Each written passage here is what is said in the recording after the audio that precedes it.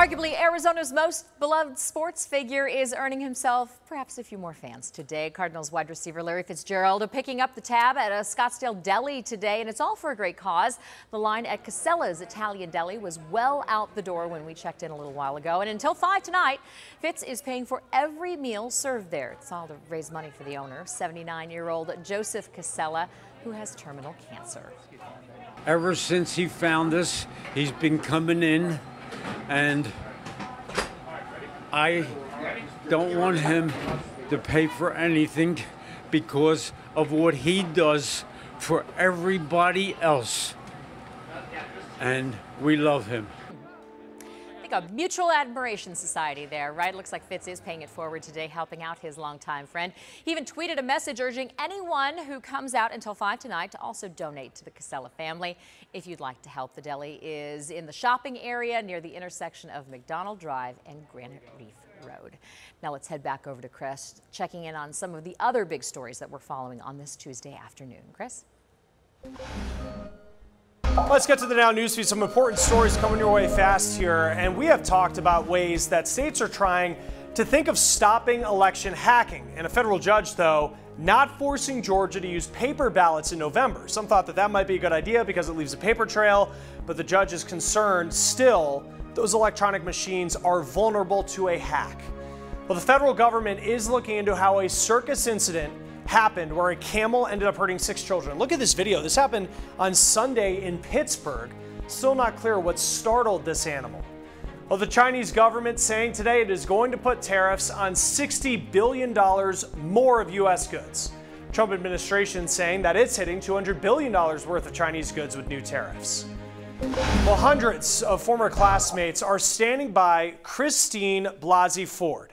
She's the woman accusing Brett Kavanaugh of sexual assault while they were in high school. Around 600 alumni have already signed a letter calling for an independent investigation into Kavanaugh. Now, Kavanaugh has denied the accusations. President Trump says today the FBI shouldn't be involved in the investigation and says that he totally supports the Supreme Court nominee.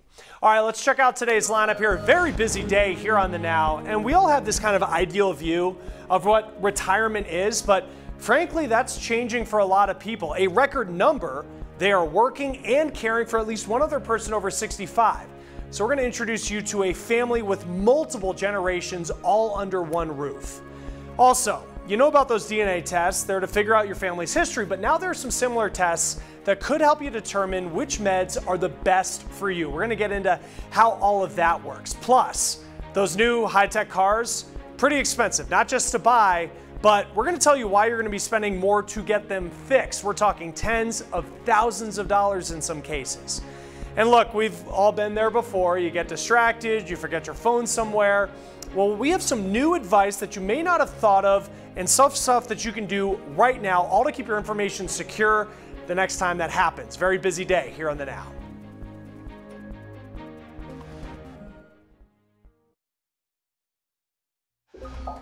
Growing number of Americans are redefining what retirement really looks like.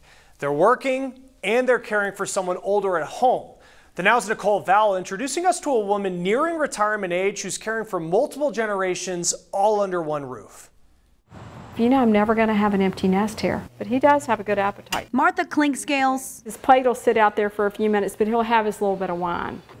has a lot on her plate. In her home, not only does she take part in the care of her 94-year-old father-in-law. Okay, your dinner's ready if you're ready for it. For the last 30-plus years, she's owned her own home care business in Atlanta. I have a lot of commitments to keep. Oh, and one more thing.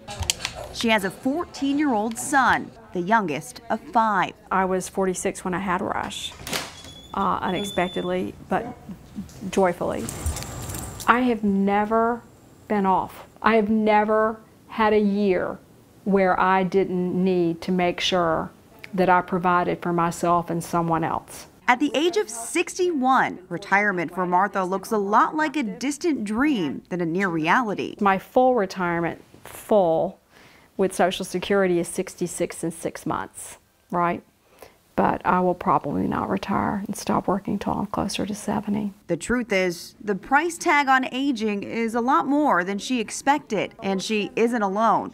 Recent studies show a record number of Americans, 1 in 5, are working and caring for at least one other person beyond the age of 65. I'll check in on you in a little bit, okay? A full plate indeed. Having children, having parents, having work, it's a very full schedule. I wouldn't trade it for anything, but it's a lot. An increasing population of Americans are redefining what retirement really looks like. A big issue for people like Martha ahead of the midterm election. I'm all in favor of as much support as the government feels like it can offer to aging. All right, love you. For the Now, I'm Nicole Vowell. All right, Nicole, thank you. And retiring at the same time as your spouse, it may not be a good idea. That's at least according to researchers at Harvard. Women who retire at the same time as their husbands, well, they may be losing out on extra money. Women usually earn the most when they're in their 50s and their 60s. On the flip side, men, we don't really have much to lose. They're actually earning less during those years. Well, McDonald's workers on strike today in cities across the country as workers are pressuring the company to take more steps against sexual harassment. Now, McDonald's has said that they already have procedures in place to avoid sexual harassment. The company also saying that it hired outside experts to improve those policies. In May, several women filing complaints alleging they were harassed on the job at McDonald's. All right, let's turn to weather now. Take a look outside and do not get used to this view, huh? Yeah, it's going to be a lot different tomorrow. Lots of sunshine today. The heat's still on, but huge changes are coming. As we take a live look outside right now, not a cloud in the sky. Temperatures in the sizzling triple digits once again. We're at 105 in Glendale, 102 in Tempe, and 101 in Scottsdale, Anthem, and Mesa right now, with temperatures through this evening dropping into the 90s after sunset. So we still have to ride these triple digits out through at least 7 p.m. in Phoenix, and then we see the drop off. Notice though, heading into the late night forecast, clouds start to move in. We're going to increase this cloud coverage overnight tonight and tomorrow. And then tomorrow we're looking at a 50% chance for scattered showers and thunderstorms across the valley. Slight chance will start in the overnight hours, and we'll still see a slight chance Thursday as well before this next storm system clears out of here completely. But Wednesday's the big day, and that's going to be our weather action day as we take a look at Futurecast here and the timing on all of this from the University of Arizona model. We're talking Wednesday late morning afternoon is when the best chances start. It will continue through the rest of the afternoon and taper it off in the late evening hours tomorrow. A flash flood watch now in effect from 11 a.m. till 11 p.m. for the East Valley and all of southeast Arizona. So there is the potential of getting some soaking storms in the mix that could lead to flooding. Again, that is why we're weather actioning day for tomorrow. Hold off on that car wash, I would say, through Thursday. Then you're good to go Friday and beyond as our forecast dries out. Temperatures dropping dramatically as well. Tomorrow down to 93 degrees. And we're going to talk about what the rest of the work week will feel like coming up in the next half hour. All right, let's get to the Now newsfeed. Have some important stories here. We'll get you fast. And Elizabeth Smart saying that she has been assured that the woman who helped kidnap her, she'll be watched when she's released from prison. That woman expected to get out on Wednesday after 15 years. Visa and MasterCard will pay as much as $6.2 billion. Merchants accused the companies of boosting fees to fund their rewards programs. This is the largest ever class action settlement in an antitrust case. Well, hey, time to get out that leather jacket, party like it's the 80s again, because Billy Idol returning to Vegas next year. It'll be for 10 shows. Tickets go on sale Friday. Idol still rocking out at 62 years old. Good for him. Well, the political climate in our country, it's changing. That's really no surprise. We talk about that plenty here on The Now. But children's books, they seem to be changing with it. More publishers have created girls' empowerment books just in the past year.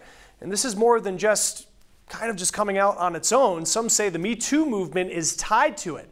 Some of the books topping bestseller lists in the past 12 months include titles She Persisted, that's by Chelsea Clinton, and Confidence Code for Girls by Katty Kay. Now, the conversation over immigration very similarly showing up here. More people buying books like Refugee by Lan Gratz and Dreamers by Yuyi Morales. Now, Barnes & Noble says sales of these types of kids' books, they've gone up 33% in just the past year.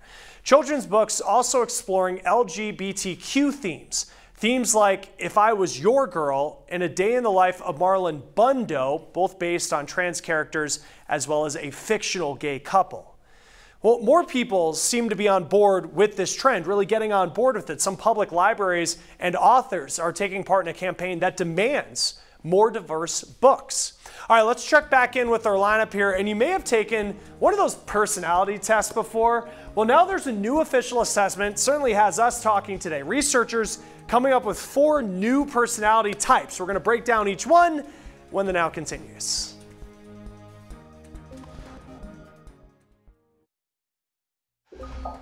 Welcome back, I'm Chris Stewart.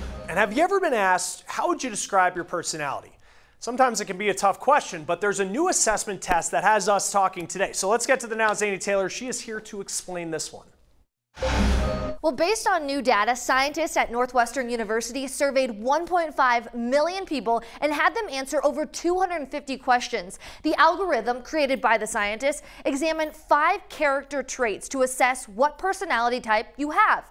The 4 personality types are average, role model, self-centered, and reserved.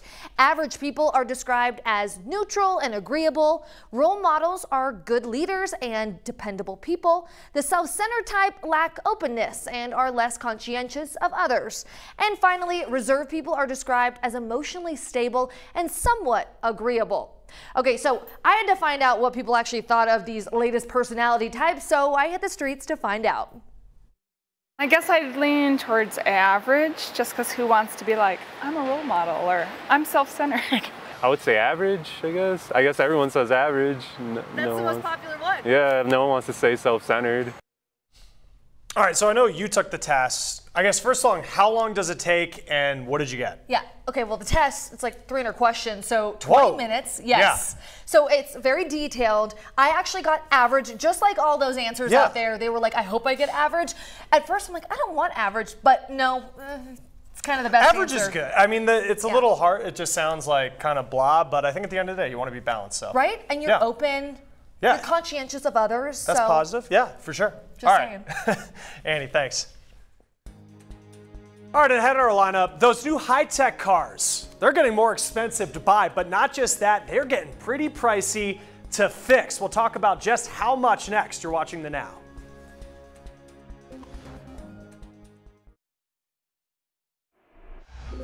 Welcome back to The Now, and what's left of Florence is just continuing to dump rain today, this time on the northeast, and that is just bringing more flash flood warnings. Incredible video here. This was a tornado that touched down in Virginia yesterday. Plenty of cleanup in that state today. We do know at this point that more than 30 people have died as a result of Florence. Some rivers in North and South Carolina, they're reaching their highest levels today. Others going to reach that stage tomorrow. So let's put all of this into perspective here. This is the National Weather Service map that's showing areas where the flooding is the most severe. You see the purple on here, that's the major flooding. Red, that's moderate, and then orange, these are the minor areas. But as we talk about all of this, look at it this way. Some rivers are expected to reach levels 18 to 20 feet above levels that are considered normal. Well, that would be slightly higher than, say, 4 average used cars all stacked on top of each other, submerged underwater. Yeah, some of these rivers, they're breaking records that were set during Hurricane Matthew in 2016, even Hurricane Floyd back in 1999. Well, take a look at this picture tweeted out by the Fayetteville Police Department in North Carolina, showing you just how far the water has come up. That's the same location along the Cape Fear River on Sunday, then Monday, then you see as it is.